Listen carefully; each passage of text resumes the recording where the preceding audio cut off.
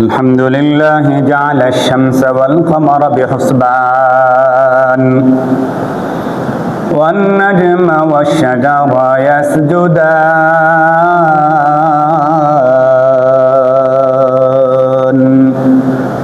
وفضل زمانا على زمان كما فضل مكانا على مكان وإنسانا على إنسان ونشهد أن لا إله إلا الله وحده لا شريك له لا ضد له ولا ند له ولا مثل له ونشهد أن سيدنا وسندنا وشفيعنا وحبيبنا وحبيب ربنا وطبيبنا ومولانا محمدا عبده ورسوله أرسله الله تعالى بالحق بشيرا ونذيرا وداعيا إلى الله بإذنه وسراجا وقمرا منيرا أما بعد فأعوذ بالله من الشيطان الرجيم بسم الله الرحمن الرحيم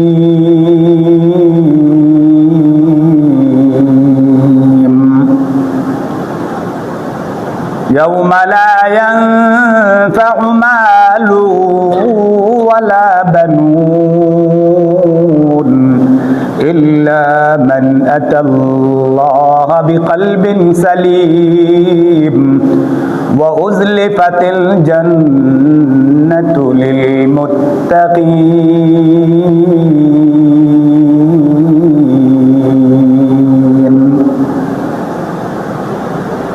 وقال رسول الله صلى الله عليه وسلم إن الله لا ينظر إلى صوركم وأموالكم ولكن ينظر إلى قلوبكم وأعمالكم أو كما قال النبي عليه الصلاة والسلام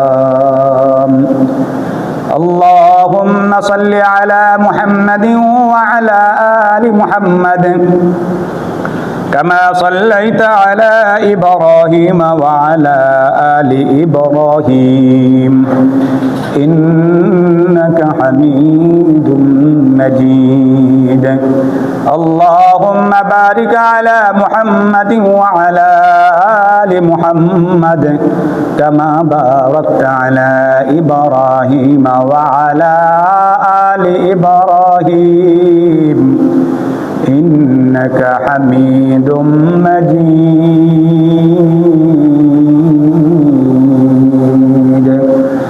بلغ العلا بكماله كشف الدجى بجماله حسنة جميع خصاله صلوا عليه وآله اللهم صل وسلم وبارك عليه সমস্ত প্রশংসা আল্লাহ পাক রব্বুল আলামিনের জন্য, যিনি আমাদেরকে আল্লাহ পাক রব্বুল আলামিনের বিধিবিধান পালন করার জন্য আল্লাহ আমাদেরকে দুনিয়ার সমস্ত জায়জামালা থেকে মুক্ত করে আখিরাতের সঞ্চয় কামাই করার জন্যে আল্লাহ পাকের ঘর মসজিদে খতিব সাহেবের বয়ান শোনার জন্য একত্রিত হয়ে জমে বসে আলোচনা শোনার তৌফিক আল্লাহ দান করেছেন। রব্বে মাজিদের দরবারে আমরা কালিমাতুর শুকুর আদায় করি, সকলে চিৎকার দেবরি আলহামদুলিল্লাহ।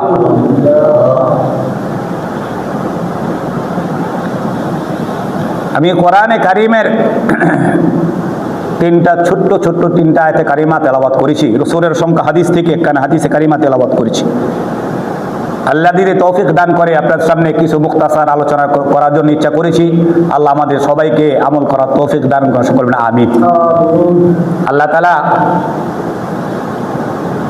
যে আয়াতে কারিমা তেলাওয়াত করেছি, আল্লাহ বলেছেন তোমরা ওই দিনকে ভয় করো। তোমাদের সামনে এমন একটা দিন আসতেছে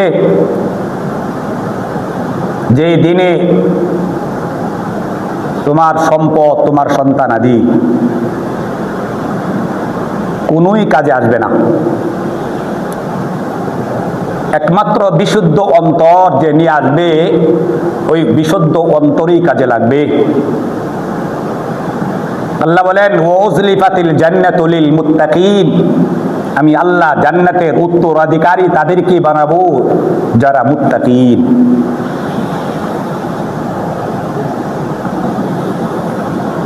আমাদের সামনে একটা কঠিন একটা মুসিবতের দিন অপেক্ষা করতেছে, আসতেছে। আল্লাহ বলেছেন ইয়াউমা লা ইয়ানফাউ মালু ওয়ালা বানুন, এই কঠিন মুসিবতের দিনে, কঠিন এই দিনে যে তোমাদের সম্পদ আর সন্তানাদি কোনো উপকারে আসবে না। একমাত্র তোমাদের বিশুদ্ধ অন্তর, এই বিশুদ্ধ অন্তর কিয়ামতের ময়দানে কঠিন মুসিবতের দিনে এই বিশুদ্ধ অন্তরে তোমার কাজে লাগবে। এছাড়া দুনিয়ার কোনো ধন সম্পদ, দুনিয়ার কোনো সন্তানাদি কিয়ামতের দিনে কারো কোনো উপকার করতে পারবে না।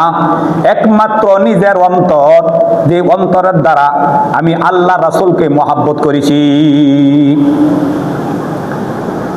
আমার সন্তান আর সন্তানাদি কাজে লাগবে না। বিশুদ্ধ অন্তর কার কথা ভাই বলেন?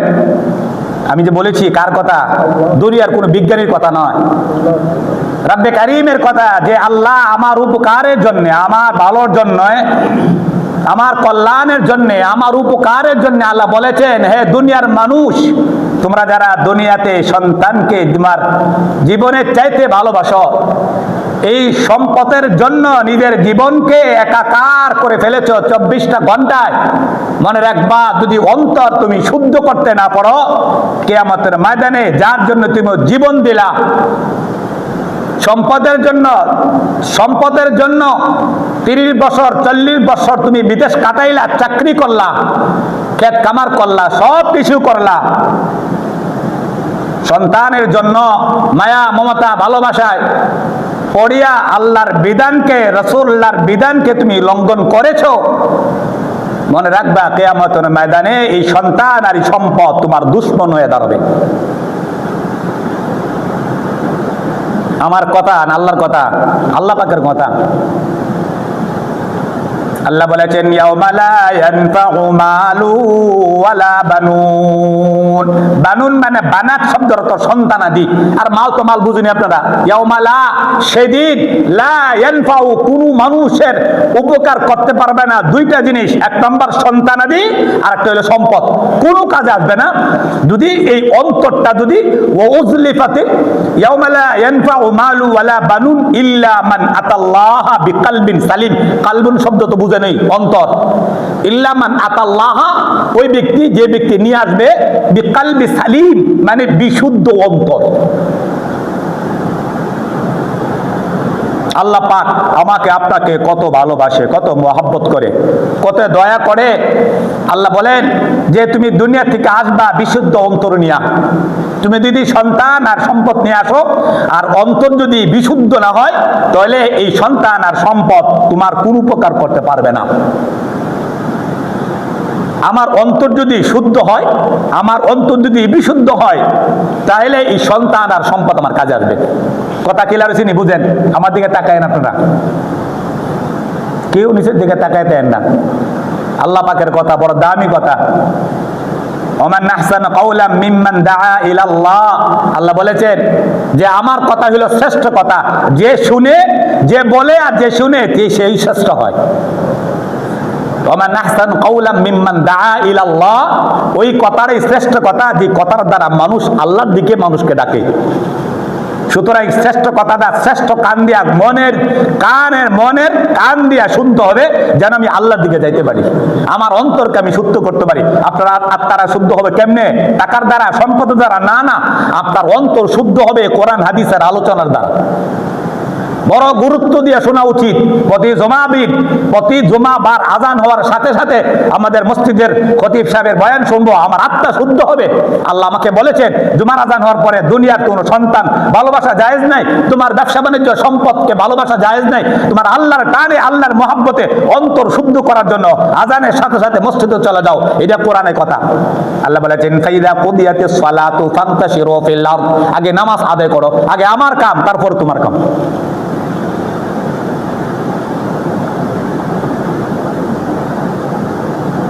আমার আত্মা শুদ্ধ হবে কেমনে? এটাই মূল আলোচনাটা। আপনার সন্তান আর সম্পদ কাজে আসবে না যদি আমার আত্মা, আপনার আত্মা কি না হয়, শুদ্ধ না হয়, পবিত্র না হয়।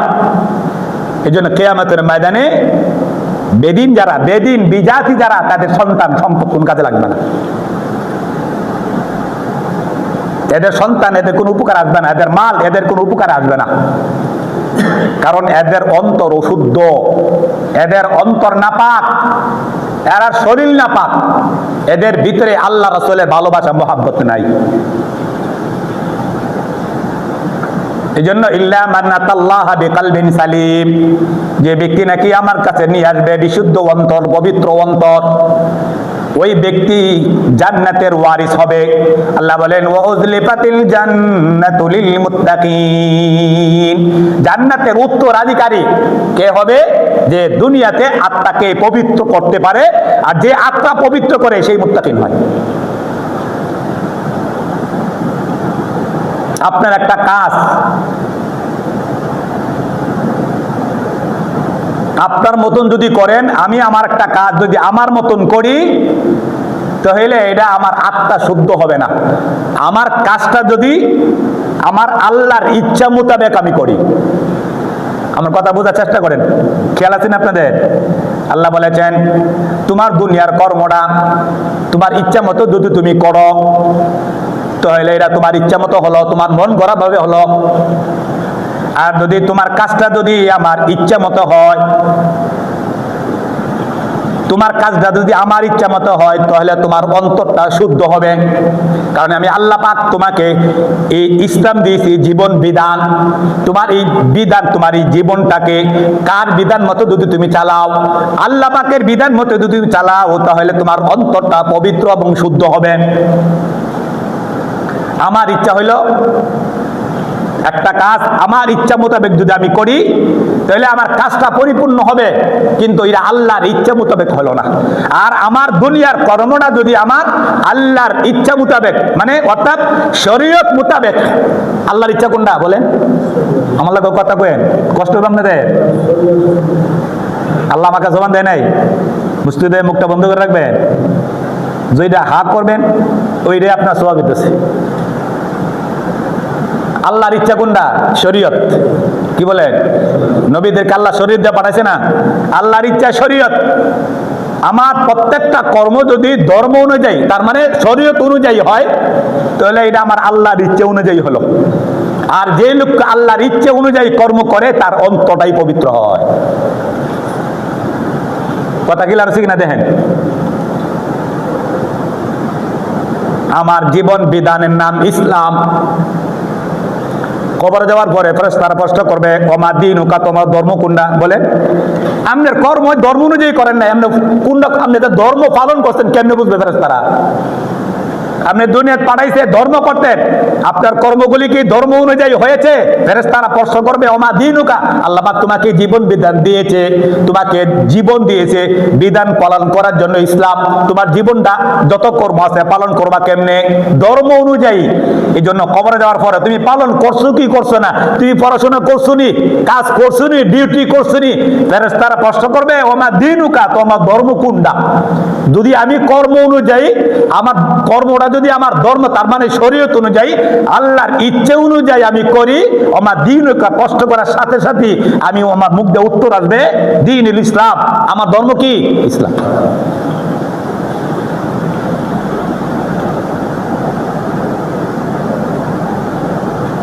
একটা উদাহরণ দিই, আপনার কর্মটা ধর্ম অনুযায়ী হতে হবে, এরা ছাড়া কোনো উপায় নাই, কোনো গতি নাই, কোনো রাস্তা নাই। আপনি যেই হন না কেন, 10 তলায় আর গাছতলায় থাকেন, আপনি রাজা আর আপনার প্রজা যাই থাকেন না কেন, আপনার কর্ম ধর্ম অনুযায়ী হলে আপনার নাজাত আছে। আপনার তো এই সন্তান আর সম্পদ, এই তো আপনার জীবন। আর কি চায়? আমার চাহিদা কি? সন্তান আর সম্পদ, এইটা তো আপনার চাহিদা। কোনো কাজ আসবে না যদি আপনার এই সন্তান আর সম্পদকে যদি আল্লাহর ইচ্ছা অনুযায়ী না চালায়, তাইলে আমার অন্তরটা বিশুদ্ধ নয়, অপবিত্র হয়ে গেছে। বলেন, সন্তান দেওয়ার মালিককে? এটা আমার মতো আমি চালাইতেছি, কথা ঠিক কিনা? মাল আমাকে আল্লাহ দিছে, নামাজ পড়ার পরে মাল কামাই করা ফরজ, অথচ এই ফরজ আদায় করে মাল কামাই করতেছে আমার ইচ্ছা মোতাবেক, আবার বন্টনও করতেছে ইচ্ছা মোতাবেক, খরচও করতেছে ইচ্ছা মোতাবেক। বলেন তো, সন্তান দেওয়ার মালিক? এটা খরচ করি আমার মতন, আল্লাহর মতো? আমার মতন। আপনি বলতে পারবেন, আমি বলতে পারবো না আমার সন্তান আমি আল্লাহ ইচ্ছা মতো চালাইতেছি? না, আমার ইচ্ছা মতো চালাইতেছি। আমি কেমনে চালাইলে সন্তানের দ্বারা আমি উপকৃত হতে পারবো দুনিয়াতে, ওই মোতাবেকে আমার সন্তানকে আমি চালাইতেছি। এই জন্য যে ব্যক্তি নাকি আল্লাহর ইচ্ছাকে দুনিয়াতে বাস্তবায়ন না করিয়া নিজের ইচ্ছে মোতাবেক চলে, তার আত্মা অপবিত্র হয়ে যায়, সে শরীয়ত মোতাবেক চলে না, সে নিজের মন গড়া ভাবে চলে। মন গড়া ধর্ম করার নাম হইল বেদাত। আল্লাহ আমাকে সম্পদ দান করেছে, সন্তানও দান করেছে। এই দুইটা জিনিস সরাসরি দান কে করে? বলেন, সম্পদ দান করে কারা? আমার কোন ক্যারিয়ার আছে? আমার হাতের কোন ক্যারিয়ার আছে? আমার কোন শক্তি আছে? সব আল্লাহ পাকের ইচ্ছা। আল্লাহ তো কাউকে সরাসরি দেয়, আপনি তো মাধ্যমে দেয়। কোন নিজের ব্যক্তি ক্যারিয়ার কিচ্ছু হয় না, সব আল্লাহ পাকের পক্ষ থেকেই ফয়সালা হয়। আল্লাহ বলে, ইন্নাল্লাহা ইয়ারযুকু মাইয়াশা বিগাইরি হিসাব। আমি আল্লাহ যাকে ইচ্ছা তাকে সম্পদ দান করি বেহিসাব, আবার যাকে ইচ্ছা তাকে আমি একবার গাছতলায় ঘুম পাতাই। এটা আমার ইচ্ছা, আমি তার কল্যাণ হবে এই জন্য তাকে আমি গাছতলা ঘুম পাতাই, আবার তার উপকার হবে এই জন্য তাকে আমি আবার 10 তলা ঘুম পাতাই। কার ইচ্ছা? বলে, আমি ইচ্ছা করলে ধনী হতে পারবেন, আমি ইচ্ছা করলে গরিব হতে পারবেন। ইয়াউমা লা ইয়ানফাউ মালু ওয়ালা বানুন ইল্লা মান আতাল্লাহা বিকলবিন সালিম ওয়া উযলিফাতিল জান্নাতু লিল মুত্তাকিন। মানুষ মুত্তাকি কিভাবে হয়? আপনি যদি দুনিয়া জীবনে শরীয়ত মোতাবেক চলেন, তার মানে আল্লাহর ইচ্ছা মোতাবেক চলেন, আপনি চলতে চলতে চলতে চলতে কোনো এক সময় আপনি মুত্তাকিন হয়ে যাবেন। আর যদি দুনিয়াতে কোনো ব্যক্তি যদি মুত্তাকিন হতে পারে, তাহলে তার দুনিয়াতে মায়ের পেটে গর্ভধারণ, মায়ের পেট থেকে দুনিয়াতে আসাটা, দুনিয়া থেকে চলে যাওয়া, তার জীবনটা বড় সার্থক। আমার আপনার জীবনে সবচেয়ে বড় লক্ষ্য আর টার্গেট হইল যে আমার দুনিয়া থেকে মুত্তাকিন হয়ে কবরে যেতে হবে। মুত্তাকি ছাড়া আপনার সম্পদ কোনো কাজে নাই, মুত্তাকি ছাড়া আপনার সন্তান কোনো কাজে আসবে না। কাজে আসবে কোনটা? যে দিলের ভিতরে মুত্তাকিন, আমার আল্লাহর ভালোবাসা আছে, নবীর ভালোবাসা আছে, আল্লাহর ইচ্ছা আছে, বলে যে আমার নিজের ইচ্ছার মধ্যে চলাটা মানুষের কিনা শান্তি না। নিজের ইচ্ছা মতো চলা এটা বন্দী। যারা নিজের ইচ্ছা মতো চলে এরা শান্তি না। আপনি হাতেই দেখেন, আমার এই একটাই কথা, আপনি হাতেই দেখেন, শত শত মানুষের উপর আপনার চালান, যে ব্যক্তি নিজের ইচ্ছা মতো চলে সে শান্তিতে নাই। নিজের ইচ্ছা মতো চলা এটা বন্দি, জেলখানার মতন। আর আল্লাহর ইচ্ছা মোতাবেক চলা, তার মানে শরীয়ত মোতাবেক চলাটা, এটার মধ্যে আনন্দ, এটার মধ্যে মানুষের স্বাধীনতা, এটার মধ্যে মুমিনের আনন্দ, এটার মধ্যে মুমিনের মুত্তাকিন, এটার মধ্যে মুমিনের শান্তি, মুমিনের আনন্দ আর মুমিনের স্বাধীনতা। নিজের ইচ্ছার মধ্যে স্বাধীনতা নয়, আল্লাহর ইচ্ছা মোতাবেক চলা, এটার মধ্যে হইল স্বাধীনতা। আমার ইচ্ছার মধ্যে চলা বন্দি, কারণ আপনি দুনিয়াতে আল্লাহর ইচ্ছাকে বাস্তবায়ন করেন নাই। আপনি জান মরার পরে সাথে সাথে আপনি বন্ধ হয়ে যাবেন। যারা ইচ্ছা মোতাবেক চলে নিজের মতো, দেখবেন দুনিয়াতে যত বা দেহে যাই হোক না কেন, গাছতলা 10 তলায়, হ্যাঁ, রাজার পরা, নিজের ইচ্ছা মোতাবেক যে ব্যক্তি চলে তার জিন্দিগিতে কোনো কি নাই, কোনো শান্তি নাই। শান্তি প্রতিষ্ঠার জন্য একমাত্র মাধ্যম হলো শরীয়ত। তোমার জীবনে বাস্তবায়ন করো, যদি বাস্তবায়ন করতে পারো তাহলে তোমার জীবন মুত্তাকিন হবে। আর মুত্তাকিদের জিন্দিগি হলো সবচেয়ে বড় আনন্দের জিন্দিগি। সবচেয়ে দামিওয়ালা মানুষ পৃথিবীতে, সবচেয়ে দামি মানুষকে একমাত্র মুত্তাকিন, তারা মুত্তাকিন ছাড়া কোনো ব্যক্তি দামি হতে পারে না। আপনার মাল থাকুক, আপনার সন্তান আদি থাকুক, এইগুলো কোনো ভ্যালু নাই, এগুলি আপনি রাখেন, কোনো কাজে আসবে না। আল্লাহ বলেন আমি যেটা বলেছি এইটাই তোমার কাজে আসবে, আর আমি তোমাকে যেটা বলি নাই আমি ওইটা পিছিয়ে ঘুরতেছি। আমার জীবন আমি শেষ করে দিচ্ছি সম্পদের তলে, আমার জীবন আমি শেষ করে দিচ্ছি আমার সন্তানাদির তলে। অথচ যেটার জন্য আল্লাহ বলেছেন যে আমি তোমাকে দুনিয়াত পাঠাইছি, পরকালে আসবে ইল্লা মান আতাল্লাহা বিকলবি সালিম, যে বিশুদ্ধ অন্তর, যে অন্তরের দ্বারা তোমার আল্লাহর মহব্বত, রাসূলের মহব্বত, যে দিলের ভিতরে তোমার শরীয়তকে বাস্তবায়ন করে আল্লাহর ইচ্ছাকে বাস্তবায়ন তুমি করেছো, ওই ব্যক্তি কিয়ামতের ময়দানে জান্নাতের উত্তরাধিকারী হতে পারবে। দুনিয়াত আমি অনেক সম্পদের মালিক, পরকালে কিছুই থাকবে না আমার। হাদিসে বলেছেন ইন্নাল্লাহা লা ইয়ানজুরু ইলা সুওয়ারিকুম ওয়া আমওয়ালিকুম, আল্লাহ বলেন তোমার সূরত, তোমার আকৃতি বড় সুন্দর, অনেক সুন্দর, তুমি বংশ, তোমার বংশ তুমি ভালো,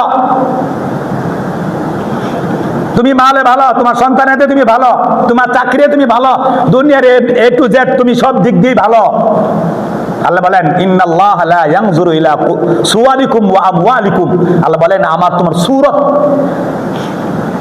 তুমি শিক্ষিত না অশিক্ষিত, তুমি আরবি না ওয়ারাবি, তুমি রাজা না প্রজা, তুমি মুফতি না মুহাদ্দিস, আমি তোমার সার্টিফিকেট দেখি না, আমার কাছে সার্টিফিকেট হলো মুত্তাকিন। আমি তোমার সূরত দেখি না, তোমার মাল আমি দেখি না, তুমি কয়শো কোটি টাকার মালিক, আমি এগুলি দেখি না, এগুলি তাকায়ও না। আমি তাকাই কি ওয়ালাকি ইয়ানজুরু ইলা কুলুবিকুম, ওয়ালাকি ইয়ানজুরু ইলা কুলুবিকুম, আমি তাকাই ওই ব্যক্তির কলবের দিকে, যে কলবটাও শুদ্ধ, যে কলবটা বিশুদ্ধ, যার কলব শুদ্ধ তার আমলটাও শুদ্ধ, যার দিলের ভিতরে আল্লাহর ভালোবাসা আছে, যার দিলের ভিতরে নবীর ভালোবাসা আছে, তার আমলটাও বড় সুন্দর হয়। কি কন, আমার প্রত্যেকটা কাজ আল্লাহকে খুশি করার জন্য করব, তাইলে আমার আমলটা সুন্দর হবে না? ইন্নাল্লাহা লা ইয়ানজুরু ইলা কুলুবিকুম ওয়া আমালিকুম, আল্লাহ বলেছেন আমি মানুষের কলবের দিকে তাকাই, কার কলবটা সুন্দর, কার কলবেতে আমার ইচ্ছা আছে, তার নিজের ইচ্ছাকে কুরবানি করে দিয়েছে। এখন সামনে কুরবানি আইতেছে না, এই আলোচনা আমি কেন নিলাম? একবার কুরবানি পর্যন্ত এই আলোচনাই চলবে, যে তোমার নিজের ইচ্ছাকে তুমি কোরবানি করো, আমি আল্লাহ পাকের ইচ্ছাকে তোমার জীবনে বাস্তবায়ন করো। আমার ইচ্ছাকে যদি তুমি বাস্তবায়ন করতে পারো, এটাই তোমার জন্য স্বাধীনতার আনন্দ। আর তোমার নিজের ইচ্ছার মধ্যে থাকা, এটা হলো তোমার জন্য বন্দী, শান্তি নাই। বন্দী থাকা শান্তি? আপনি কি মনে করতেছেন আমার নিজের ইচ্ছা মতো আমি চলতেছি, আমার 24টা ঘন্টা আমার ইচ্ছা মোতাবেক আমার যা মনে চায় তাই বলি, যা মনে চায় আমি তাই করি? কি বলেন? আপনার কর্ম তো দুইটা, যা মনে চায় তাই বলি, যা মনে চায়